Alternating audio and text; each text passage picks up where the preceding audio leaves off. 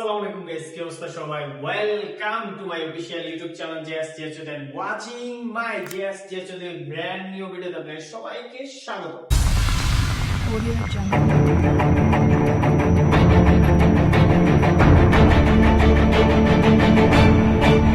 আজকে সমুদ্র সৈকতে যাব। আজকে যাওয়ার একটাই রিজন হলো আজকে স্কুল ছুটি 12:30 স্কুল ছুটি হয়ে গেছে। আজকে আমার জব একটু লেটে, তো ভাবলাম যে সমুদ্র সৈকতে একটু ঘুরে আসা যাক। তো সেই উদ্দেশ্য করে আজকে একটা ভিডিও তৈরি করা।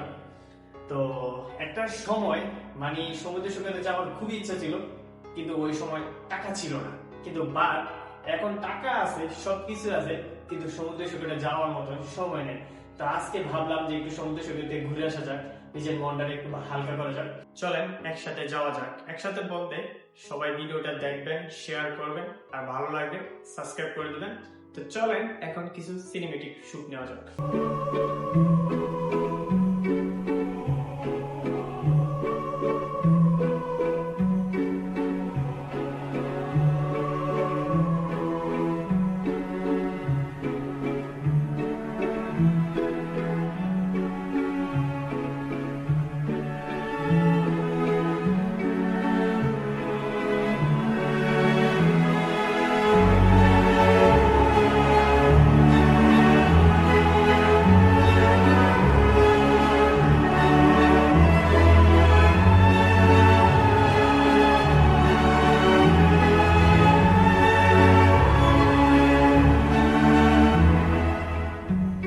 সমুদ্র সৈকতে যাওয়ার সময় একটা হঠাৎ রাস্তা দাঁড়িয়েছিলাম, মানে ইতিমধ্যে আমার চোখে একটা জিনিস মানে খুবই বেশি লক্ষ্য করলো।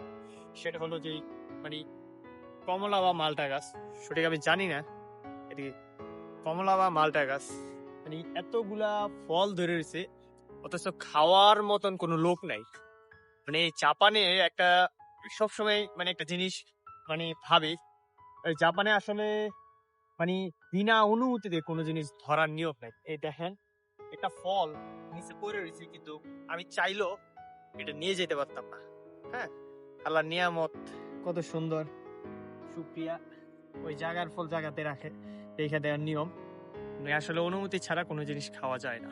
আমি এখন যে জায়গাটা দাঁড়িয়ে আছি এটা হলো মূলত পার্কে, পাশে হলো সমুদ্র সৈকত। তো মানে ছোটবেলার স্মৃতিগুলো মনে পড়লো, পার্কে গেলে এরকম করতাম। অবশ্যই অনেকবার পার্কে গেছি, আজকে আবার ছোট্টবেলায় ফিরে যেতে চাই। মানে এই জাপানে আসার পরে প্রচুর ব্যস্ত সময় পার করছি, যার কারণে মানে সঠিক ঘুরতে পারি না ঠিক মতন। তো আজকে মানে জব লেটে হওয়ার কারণে মানে জব আজকে নাই, ছুটি, তো যার কারণে ঘুরতে আসলাম।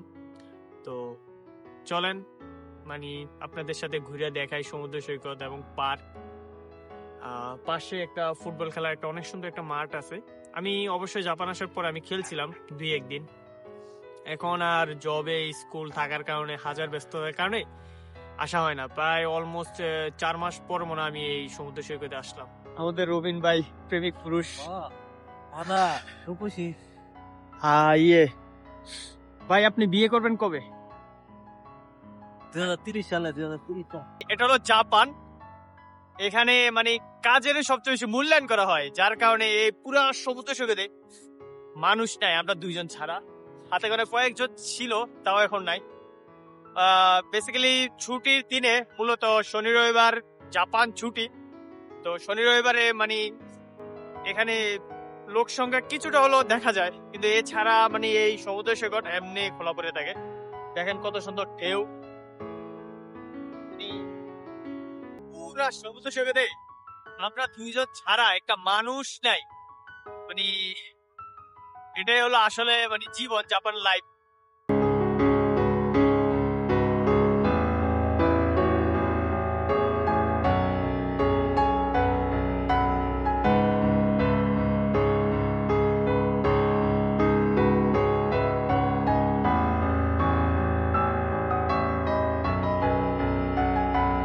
সমুদ্র সৈকত এক্সপ্লোর করা শেষ, এখন বাসায় চলে আসছি।